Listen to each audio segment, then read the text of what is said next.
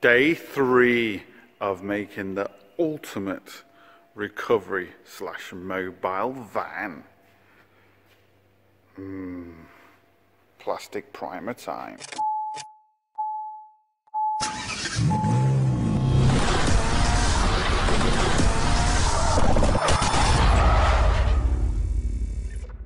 Hello and welcome to another Bodgit and Leggit video. Now today we are spraying the plastic bumpers.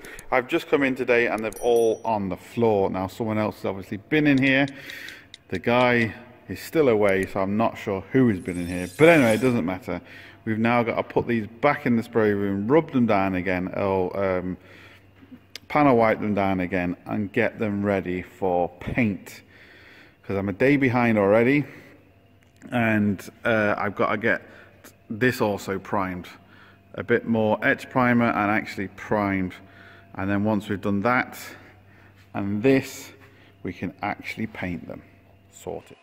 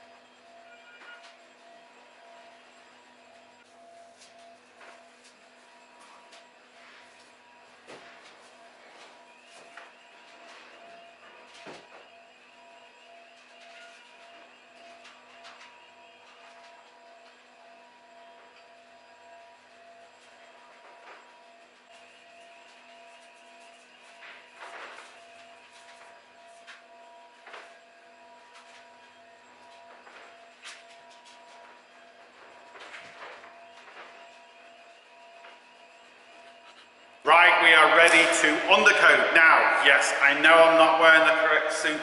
I know he's got them, I just don't know where they are. This is only undercoat anyway, it's going to get rubbed down before the final coat goes on it.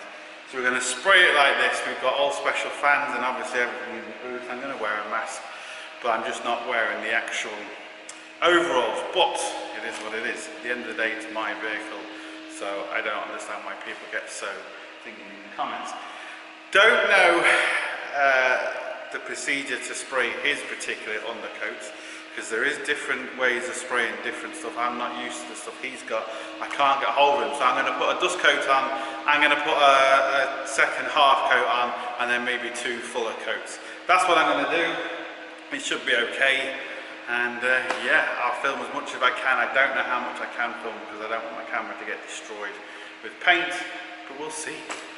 Next thing I'm going to do is just tack everything down. No point in me filming it, it's just a tack cloth and then we're going to paint it.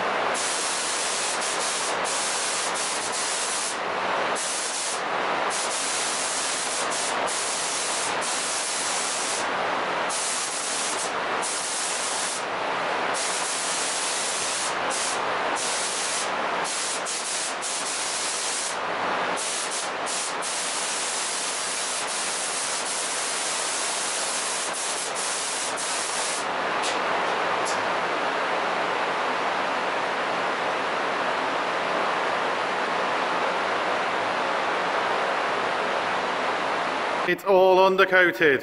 Echo! Forget about the echo. So, there's, like I said, I didn't go to town on these because at the end of the day, especially the front and back bumper is going to be very bad. It was full of dents. The only real way of doing it is putting brand new bumpers and stuff on, which I wasn't going to do. So there's this, especially the back bumper, there's a few little nicks and stuff. But as you can see, these are all really good, come out really well. The bumpers have come out well. There's just a few little areas that are, you know, there's a few little dins and nicks here, there and everywhere, but like I said, look, I'm not worried about that. You know, for the likes of that and stuff, you can see that again, you know, there's a few lines here, but again, you know, for me to start filling that, it would have taken a long time, and it's not going to be really that noticeable. And you know, the front and rear bumper are going to get bashed and grief anyway. So here's all the other bits. Back bumper especially, you can see all the little dits. What I am going to do, you see there's loads of little scratches.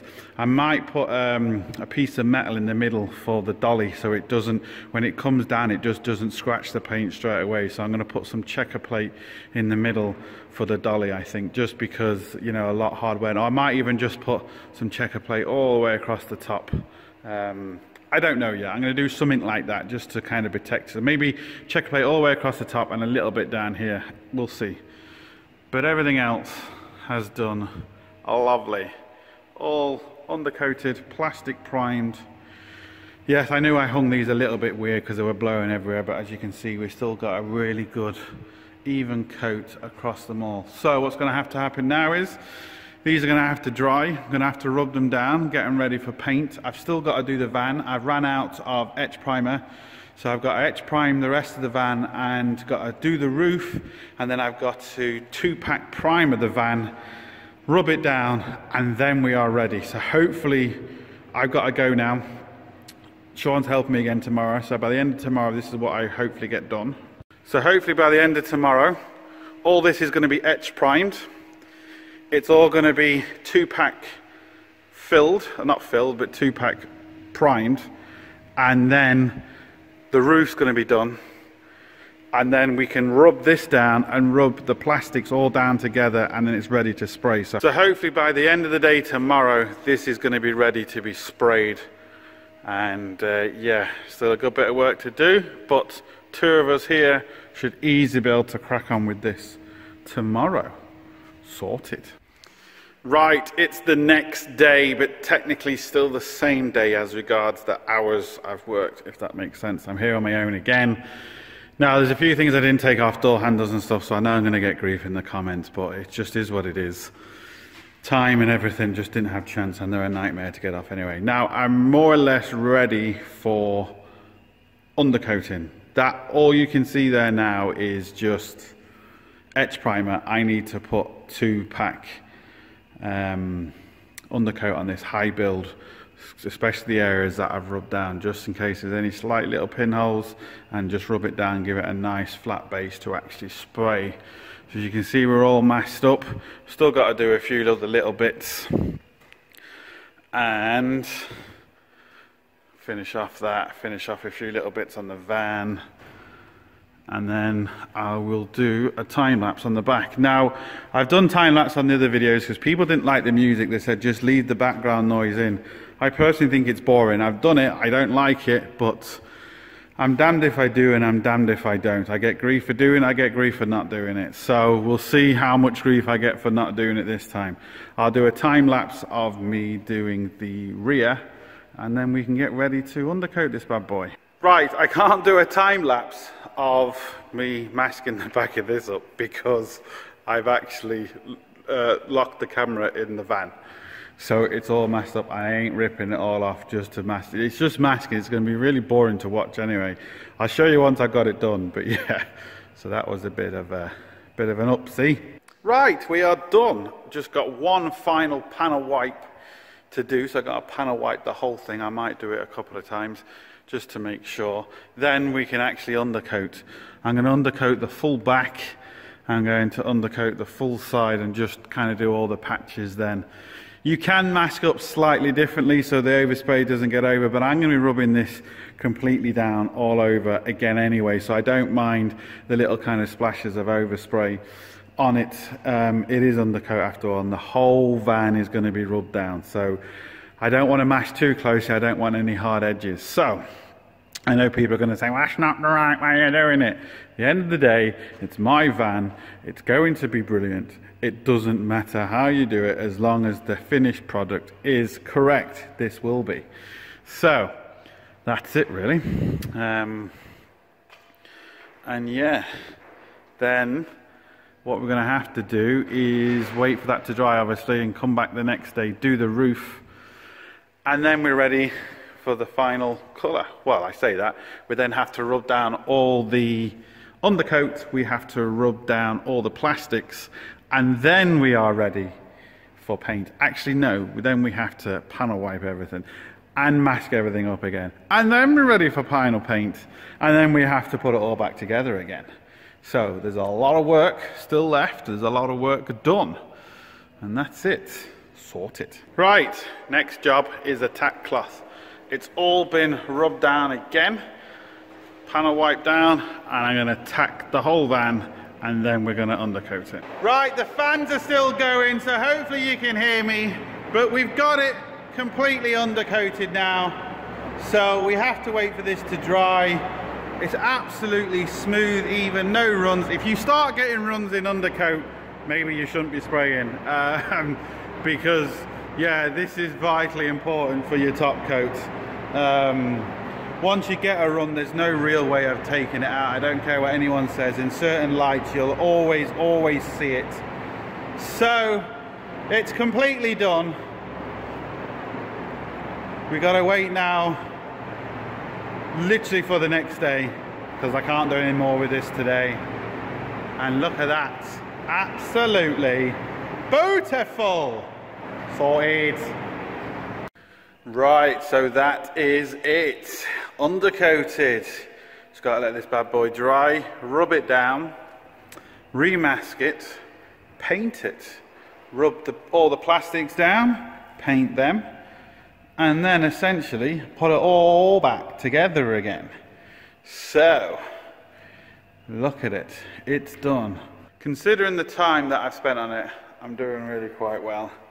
Sean did help me for the first couple of days, and then essentially he hasn't, because he's gone back to school.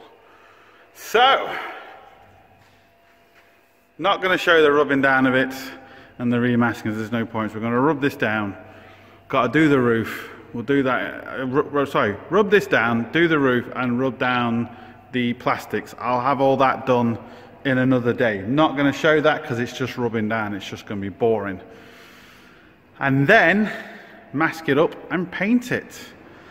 Can you guess what colour it is? My patrons already know what colour it is, but can you guess? I will try and get other videos done on how to paint, how to fill, how to do that, but the problem is it's just so time consuming. To go through everything is very difficult, and depending on what you're repairing, you have to do different things.